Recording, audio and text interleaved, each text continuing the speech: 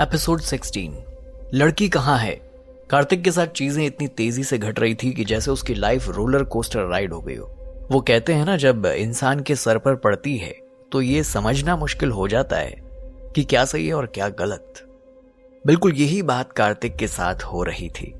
कियारा और नील की किडनैपिंग के बाद उसके बिहेवियर में थोड़ा बदलाव आ गया, जो इस तरह के बिगड़े हुए हालातों को हैंडल करने के लिए बहुत जरूरी भी था। ऊपर से वो जितना शांत दिखाई दे रहा था, अंदर से उतना ही उबल रहा था। उसका दिमाग बहुत तेजी से चीजों को अनफोल्ड कर रहा था और आगे की स्ट्रैटेजी बना रहा था। अपने कॉलेज बैग से किताबें निकालकर उसने लाखों रुपए उनमें ठूंस लिए थे और अब वो साइंस डिपार्टमेंट के हॉस्टल की ओर तेजी से जा रहा था।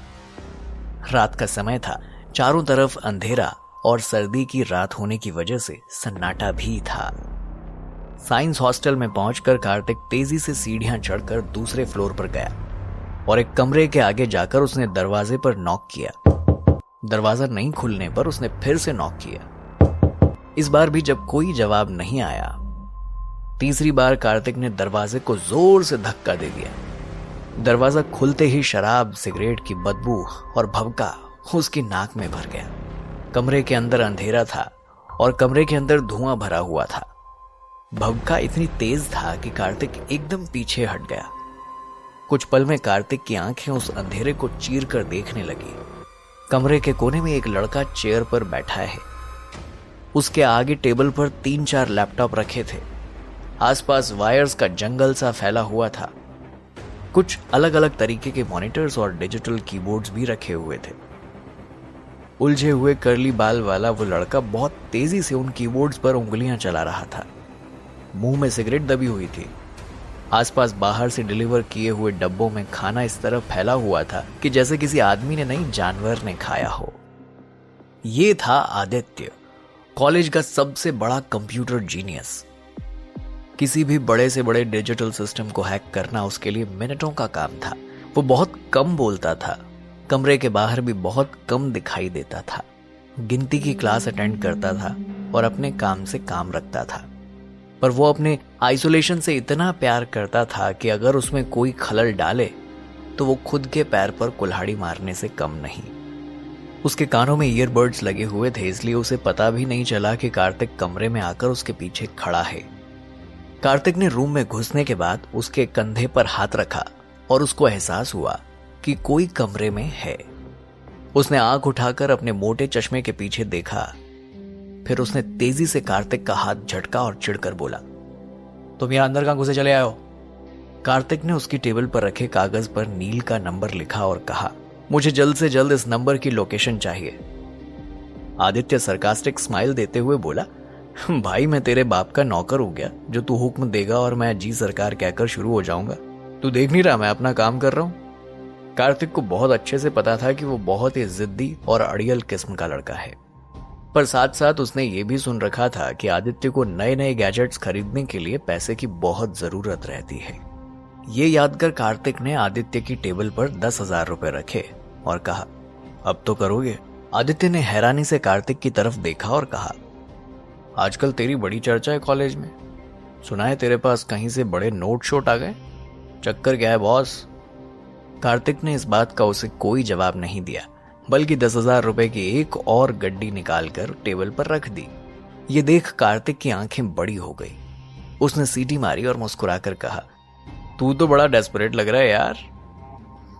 कार्तिक इस बार खींच कर बोला, देख आदित्य, ये बहुत सीरियस मैटर है, मेरे पास बिल्कुल टाइम नहीं है वेस्ट करने के लिए। तू पकड़ 20,000 अभी, और अभी के अभी मुझे नंबर ट्रेस करके दे फौरन। आदित्य को भी कार्तिक के बारे में यही पता था कि वो एक गरीब बैकग्राउंड से है। उसके इस तरह से एक झटके में 20,000 टेबल पर रख देने से वो बहुत हैरान था, पर वो ये भी समझ गया कि मामला वाकई सीरियस है। 20,000 आदित्य के लिए एक बड़ी रकम थी। उसने कार्तिक को कहा, ठीक है करता हूं, 10 मिनट दे। आदित्य ने उस नंबर पर नजर मारी और फिर बिजली की तेजी से कीबोर्ड पर उसकी उंगलियां दोबारा चलने लगी। वहीं पास के बेड पर कार्तिक सर झुकाए अपने बालों में उंगलियां फेरते हुए बैठ गया था। उसका पैर लगातार एंजाइटी और टेंशन से तेजी से हिल रहा था। आदित्य ने एक बार कार्तिक पर नजर डाली और फिर से अपने काम में लग गया। करीब 8 मिनट के बाद आदित्य बोला, हैव अ लुक ब्रो, तेरा काम हो गया। कार्तिक तेजी से उठकर उसके सिस्टम के पास गया। कंप्यूटर की स्क्रीन पर शहर का नक्शा था और एक जगह रेड हॉट बीप बीप कर रहा था। आदित्य फिर से बोला, फोन की एग्जैक्ट लोकेशन यही है, अब तो बता दे तू किसे ढूंढ रहा है। कार्तिक ने 2 मिनट ध्यान से देखा कि एग्जैक्टली वो कौन सा एरिया है और आदित्य को थैंक यू बोलकर वो तेजी से कमरे के बाहर निकल गया। कार्तिक को मालूम था कि चौहान अंकल के भेजे हुए सिक्योरिटी गार्ड्स उसके आसपास ही होंगे। जरूरत पड़ने पर वो खुद ही सिचुएशन संभालने आ जाएंगे, इसलिए वो कुछ भी सोचे बिना सीधा भागता हुआ कॉलेज कैंपस से बाहर निकल गया। कमला नगर के मेन चौराहे पर जाकर उसने एक टैक्सी ली और टैक्सी में बैठते ही टैक्सी वाले को आउटस्कर्ट्स में एक बंद पड़ी हुई फैक्ट्री का एड्रेस देकर उससे चलने को कहा। एड्रेस सुनकर टैक्सी वाले ने चौंक कर उसे देखा और कहा, वापस उधर, ऐसी घटिया जगह पर मैं रात में क्या दिन में भी नहीं जाऊंगा। आदित्य ने फिर से अपने बैग से पैसे निकाले और ड्राइवर के सामने रखते हुए कहा, देखिए ये किसी की जिंदगी का सवाल है, चाहूं तो मैं अभी आपको और पैसे दे सकता हूं, पर इंसानियत के खातिर टाइम गंवाए बिना चल दीजिए प्लीज। टैक्सी ड्राइवर बहुत हैरान हुआ और बोला, ठीक है चलता हूं, पर तुझे पता है ना वो क्रिमिनल एरिया है, तू रात के समय वहां क्यों जाना चाहता है? कॉलेज का बच्चा लगता है, माँ बाप ने पढ़ने भेजा है ना, तो किस चक्कर में लगा हुआ है? कार्तिक ने झुंझलाकर कहा, प्लीज फॉर गॉड सेक, मेरे पास बिल्कुल टाइम नहीं है वेस्ट करने के लिए, मुझे बस आप प्लीज जल्दी से पहुंचा दीजिए। इस बार उस ड्राइवर ने कुछ नहीं कहा और टैक्सी आगे बढ़ा दी, पर चालान काटने के डर से कार्तिक के बार बार बोलने पर भी टैक्सी वाले ने स्पीड तेज नहीं की। उस एड्रेस पर पहुंचने में कार्तिक को 1 घंटे से ज्यादा का समय लग गया। वो बहुत ज्यादा डेस्परेट और टेंस था। बताई गई लोकेशन से तकरीबन 500 मीटर पहले ड्राइवर ने टैक्सी रोककर कार्तिक को कहा, इससे आगे मैं नहीं जाऊंगा, आगे भाई तुझको अकेले जाना पड़ेगा। कार्तिक ने बैग से 2000 रुपए निकालकर सीट पर रखते हुए कहा, अगर आप यहाँ आधा घंटे के लिए मेरे लिए रुक सकते हैं तो मैं वापसी आपको 3000 और दूंगा, और अगर मैं आधा घंटे तक ना आऊं तो बेशक आप चले जाइएगा। इतना पैसा एक साथ एक ही रात में देखकर ड्राइवर की आंखें चमकने लगी। उसने कहा, ठीक है, मैं आधा घंटे इंतजार करूंगा, और अगर तू आधा घंटे में नहीं आया तो चला जाऊंगा। कार्तिक ने हाँ में सर हिलाया और नील के फोन की लोकेशन की तरफ बढ़ गया। उधर फैक्ट्री में एक छोटी कदकाठी का थुलथुल सा आदमी बिजनेस सूट पहने, हाथ में छड़ी लिए, मोटा सा चश्मा चढ़ाए फोन पर कह रहा था, डोंट वरी रोशन बाबा, उस लड़के के हाथ पैर तुड़वा कर अभी आपको वीडियो बनाकर भेजता हूं, आप परेशान मत होइए, आपके ऊपर हाथ उठाकर कोई बच नहीं सकता। दूसरी ओर से रोशन ने कहा, इसके हाथ पैर इस तरह तुड़वाना कि 6 महीने तक बिस्तर से ना उठ सके सूअर की औलाद, और हाँ, पापा तक इस बात की खबर नहीं जानी चाहिए, वरना उनका वही शुरू हो जाएगा, इलेक्शन आ रहे हैं, कोई झगड़ा खड़ा मत करो। वो चेचक के दाग वाला भद्दा सा ठिंगना आदमी हंसते हुए बोला, फिक्र मत करो रोशन बाबा, बड़े सरकार तक बात नहीं जाएगी, मैं ये सब अपने लेवल पर ही हैंडल कर लूंगा। ऐसे काम तो मैंने आपके पापा के लिए भी बहुत किए हैं, बड़े बड़े क्रिमिनल्स को निपटाया है, ये बित्ती भर का लड़का क्या चीज है। इतने में ही उसको एक आदमी ने आकर बताया कि वो लड़का आ गया है जिसका इंतजार कर रहे थे।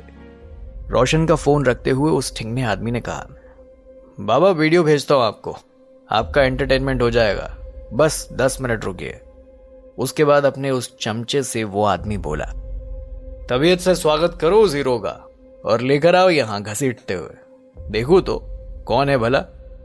उधर कार्तिक जैसे ही बंद पड़ी हुई फैक्ट्री में लोहे का गेट धकेल कर अंदर घुसा, 4-5 गुंडों ने उसे घेर लिया। कार्तिक के ठीक सामने एक बहुत लंबा चौड़ा भयानक सा आदमी खड़ा हुआ। उसके सारे शरीर पर सांप बिच्छू के टैटू बने हुए थे, चेहरे पर कटने फटने के लंबे निशान थे, आगे का एक दांत टूटा हुआ था और हाथ में लोहे की रॉड थी। कार्तिक को देखकर वो हंसते हुए बोला, तू तो 2 हाथ का निकला, हम तो सोच रहे थे कोई माचो मैन होगा, कॉलेज का बॉडी बिल्डर टाइप। वैसे मानना पड़ेगा जिगर तो है तेरे पास, है? बड़ी हिम्मत दिखाई तूने, जो तू अकेला ही यहां चला आया। आसपास खड़े बाकी गुंडे उनकी बातें सुनकर जोर जोर से हंसने लगे। बस सब कार्तिक को ऐसे देख रहे थे जैसे चॉपिंग बोर्ड पर पड़ी कोई मरी हुई मछली हो और उसके सब टुकड़े करने वाले हों। कार्तिक समझ तो पहले गया था कि यहाँ उसके लिए एक ट्रैप सेट किया गया है, पर उसने बिना डरे ऊंची आवाज में पूछा, मेरा दोस्त और वो लड़की कहाँ है? वो सारे ऐसे हंसने लगे जैसे कार्तिक ने कोई जोक सुनाया हो। उनमें से एक बोला, बॉस लगता है गर्लफ्रेंड है। मानना पड़ेगा, लड़कियां बड़ी कड़क चीज होती हैं, जो करा दे वो कम। देखो देखो कैसे उसके लिए कबूतर फड़फड़ाते हुए मरने चला गया। हा। वो टैटू वाला आदमी भी हंसते हुए बोला, हद है भाई, इस चूजे को फोड़ने के लिए रोशन सेठ ने 1 लाख रुपए दिए। अबे ये तो 2 टमाटों में ढेर हो जाएगा। कार्तिक उसकी बात सुनकर चौंक गया और बुदबुदाया, ओह, तो रोशन ने मुझे मारने के लिए इनको पैसे दिए और मुझे यहाँ बुलाने के लिए इन्होंने नील और कियारा को किडनैप किया। ये सोचकर कार्तिक मुस्कुरा उठा। इतने बड़े एम्पायर के अरबों खरबों के मालिक को मारने के लिए बस 1 लाख रुपए। उस टैटू वाले आदमी ने कार्तिक को मुस्कुराते हुए देखकर कहा, क्यों बेटा, अपनी मौत पास देखकर दिमाग हिल गया है क्या जो मुस्कुरा रहा है? नहीं बड़े भाई, मैं सोच रहा हूं कि उस लड़के रोशन ने मुझे मारने के लिए आपको 1 लाख रुपए दिए, है ना? मैं आपको 10 लाख रुपए दूंगा। मेरे दोस्तों को छोड़ दीजिए। टैटू वाला आदमी जोर से हंसने लगा। उसने ऊपर से नीचे तक कार्तिक को देखा और उसके सिंपल मिडिल क्लास अपीयरेंस पर हंसते हुए कहा, 10 लाख? अबे तेरे बाप ने भी कभी इतना पैसा देखा है? तेरे जैसे फटीचर के पास 10 लाख रुपए कहां से आ गए बे? कार्तिक अब पूरे कॉन्फिडेंस के साथ फ्रंट फुट पर खेलना चाहता था। वो फौरन बोला, सिर्फ देखे ही नहीं, उड़ाकर फेंक भी दिए। आप बताइए कि डील करेंगे या नहीं? कार्तिक ने इतने सीरियसली बोला कि वो आदमी सोच में पड़ गया। देख लौंडे, अपने धंधे के भी कुछ उसूल होते हैं। जो डील कर ली वो कर ली। हाथ पैर तो आज तेरे तोड़ने ही है। रोशन सेठ का पिट्टू बैठा अंदर, उसको तेरी ठुकाई का वीडियो बनाकर देना है। हमें तो पेमेंट उसके बाद ही मिलेगा। कार्तिक ने जरा भी समय ना गंवाते हुए इस बार सीधे 50 लाख रुपए का ऑफर दिया, जिसे सुनकर सबके मुंह खुले के खुले रह गए। कुछ पल के सन्नाटे के बाद वो टैटू वाला आदमी बोला, देख बच्चे, अगर तू झूठ बोल रहा है और कोई शान पट्टी कर रहा है तो याद रखियो, तेरी बोटी बोटी करके कुत्तों को खिलाऊंगा। कार्तिक ने उसे एश्योर किया कि वो झूठ नहीं बोल रहा और वाकई उसको इतने पैसे दे सकता है। तब वो आदमी बोला, हो सकता है कि तेरे पास बहुत माल हो, पर दिक्कत यह है कि रोशन बाबा की फैमिली से अपन लोग पंगा नहीं ले सकता। तेरे हाथ पैर तोड़ने का वीडियो तो भेजना ही पड़ेगा। 60 लाख। कार्तिक पैसा बढ़ाते जा रहा था। इस बार उस टैटू वाले आदमी ने कुछ पल सोचा और फिर एक अकाउंट नंबर उसे दे दिया। कार्तिक ने मिनटों में 50 लाख रुपए चौहान अंकल से बात करके उसमें ट्रांसफर करवाए और कहा, चेक करो। कुछ देर में उस आदमी ने देखा उसके अकाउंट में 40 लाख रुपए आ चुके हैं। ये देखकर उसका मुंह खुला का खुला रह गया।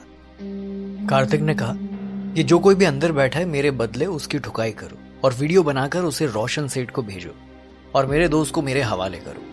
इसके बाद मैं 20 लाख तुम्हारे अकाउंट में और ट्रांसफर करता हूं। जिस कॉन्फिडेंस के साथ कार्तिक उनसे डील कर रहा था वो सारे भौंचक के खड़े रह गए। उस टैटू वाले आदमी के साथ वाले गुंडे भी उसे इंसिस्ट करने लगे कि वो ये डील तो कर ही ले। 60 लाख बहुत बड़ा अमाउंट होता है। उस टैटू वाले आदमी ने कार्तिक की तरफ देखा और हाँ में सर हिलाया। कार्तिक को अपने पीछे आने को कहा। वो कार्तिक को फैक्ट्री के उस अंदरूनी हिस्से में ले गया जहां रोशन का वो ठिगने कद वाला आदमी बैठा हुआ था। कार्तिक को देखते ही वो आदमी बड़ी कनिंग सी हंसी हंसा और बोला, आ गया तू अपनी मौत के पास। खुद चलकर रोशन बाबा से पंगा लेकर शामत बुलाई है तूने अपनी।